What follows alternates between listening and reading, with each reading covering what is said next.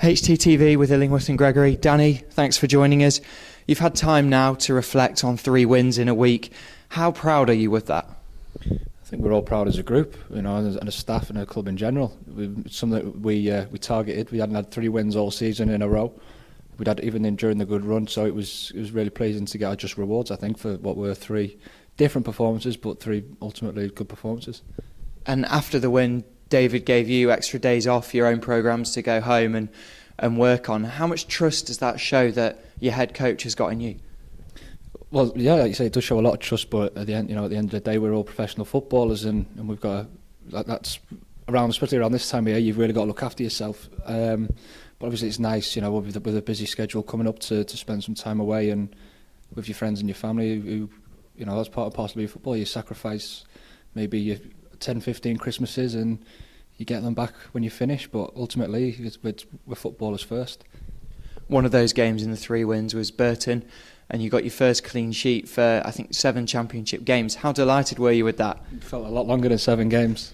But no, like I say, it was a different performance to maybe the Bristol City or the game against Norwich away.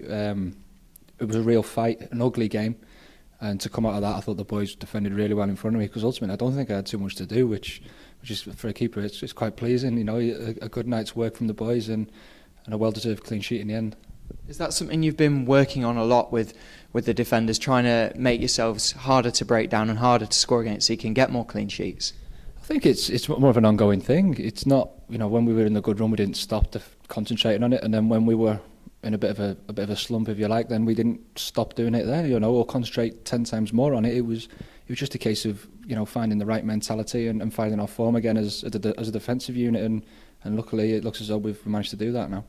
Against Norwich, you seem more dominant in your area. You're coming out, punching, catching things. Is that something you've been working on with Nick Colgan, the goalkeeping coach? Like I say, it's the same as the last question, really. Whether you've not come for a few or whether you come in all the time, we still work on it every week, at least a couple of times a week. But sometimes as a goalkeeper, you've got to pick and choose when you come, and you've got to assess so many things in a millisecond. The flight of the ball, if it's a whip delivery, if it's floated in the air, where the strikers are, where your defenders are. So sometimes it is easier to make a quick decision. Sometimes it's easier to assess the situation and maybe stay away, have faith in your defenders. And I think that when you make a rash decision, I think that's when mistakes happen. David's been changing the back four quite a lot over the recent weeks, and we saw that with the 3 games in 1 week. How does that affect you as a goalkeeper, having to build those relationships with those players, knowing where they're going to be, and then dealing with it, basically?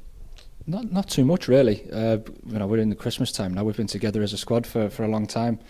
But maybe if we had this at the start of the season, then maybe we'd have a slightly different conversation. But I think we've all the boys in front of me trust me, I'd like to think, and I definitely trust them. Whoever's in, we see each other's qualities on the training pitch, and we do trust each other. Obviously, Joe Murphy, Luke Coddington, Joel Coleman are all pushing for a place in the first team as well. How does that push you on, knowing that your fellow keepers want that number 1 jersey? It pushes you on every day in training. It's goalkeepers. We're the best of friends. We're the closest people at the football club. But then when you go on the training field, it's everyone's competing, and then you come off again, you're the closest people at the club again. But it's end of the day, I've been in the same situation as the other 3 boys, chasing and trying to get the shirt. So now it's a bit different for me, is trying to keep the other lads from getting the shirt, which can only boost my development. And again, it's the same for them 3. They've got to push themselves to the limits. That's just the part and parcel of being a goalkeeper. We're approaching the halfway point now of the championship season. How do you think the season's gone so far? Overall, I think it's been quite successful. We don't want to stop where we are, but I think if you're looking at it from the summer, we've made big strides as a club. On the playing side, obviously we had the good start, and people thought we were going to fall away. But I think now we've shown people, after we've had a bit of a bad time, that we've got a bit of grit and determination in the group, and the quality to go with that. So hopefully, this. We'll see how we go, but the manager's always said no limits, and we're going to carry on giving all we can in every game and see where it takes us. Is there anything in particular that surprised you about Championship football? I think it's just the diversity of styles that you get. You go to big clubs like Cardiff, and they pump the ball long and make it really difficult. Burton the same. And then you see we played on the Friday night against Norwich, and it's total football. So different challenges, I think, which is an advantage for all of the boys, not just myself. Experiencing these different styles and learning how to work them out. Obviously, the game against Nottingham Forest is on Boxing Day. Is that day make the match more special for you, or do you take it as just a normal game? We've got to take it as a normal game, but naturally, especially growing up as a football fan, you go. Boxing Day is always renowned with going to the game with whether it's your old man or your pals or whoever. So it's hopefully we'll make it a great occasion on Boxing Day for the Huddersfield fans. At the start of the season, Nottingham Forest scored a lot of goals. Do you expect them to pose a lot of threat to your goal and expect to have a busy afternoon?